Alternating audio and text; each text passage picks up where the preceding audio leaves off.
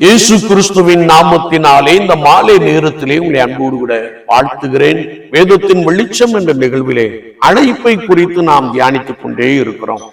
இன்றைக்கும் 2 நாளாகமத்தின் புஸ்தகம் 33ஆம் அதிகாரம் 15ஆம் வார்த்தையை நாம் வாசிக்கின்ற பொழுது, கர்த்தருக்கு பிரியமில்லாதவற்றை அகற்றிவிட அழைப்பு.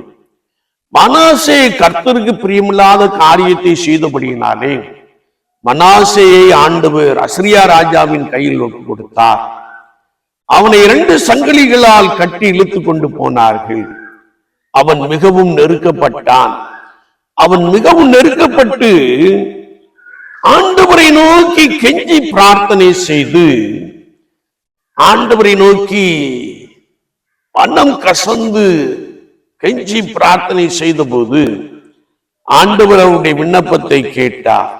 எனவே அவன் தான் வைத்த சிலைகளை, அந்நிய தேவர்களை, விக்கிரகங்களை ஆலயத்திலிருந்து அகற்றினான். தான் கட்டியிருந்த எல்லா விக்கிரக பலிபீடங்களையும் அகற்றி பட்டணத்திற்கு புறம்பாக்கி போட்டான். கர்த்தருடைய பலிபீடத்தை செப்பனிட்டான் என்பதை நாம் வேதத்திலே அறிந்து கொள்ள முடியும். என்னை கேட்டுக்கொண்டிருக்கிற என் அன்பு சகோதரனே, சகோதரியே, நமக்கு ஒரு பலிபீடம் உண்டு.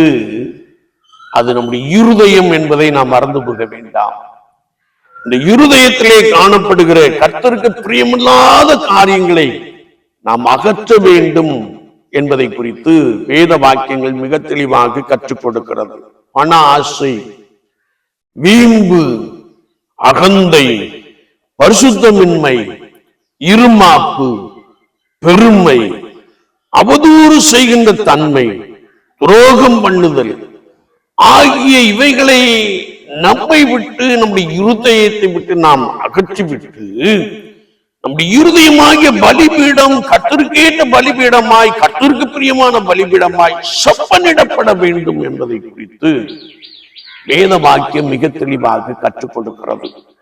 எந்த ஒரு கர்த்தருடைய விசுவாசி கர்த்தருக்கு பிரியமில்லாத காரியத்தை தங்களில் இருந்து அகற்றி விடுகிறார்களோ அவர்களுக்குள்ளே ஆவியானவர் வாசம் பண்ணுகிறவராக இருக்கிறார் என்பதை வேத வாக்கியங்கள் மிக ஆழமாக கற்றுக் கொடுக்கிறது. விசுவாச வாழ்க்கையிலே கர்த்தருக்கு பிரியமில்லாத காரியத்தை அகற்றி விடும்படியாய் ஆண்டவர் நம்மை அழைத்திருக்கிறார்.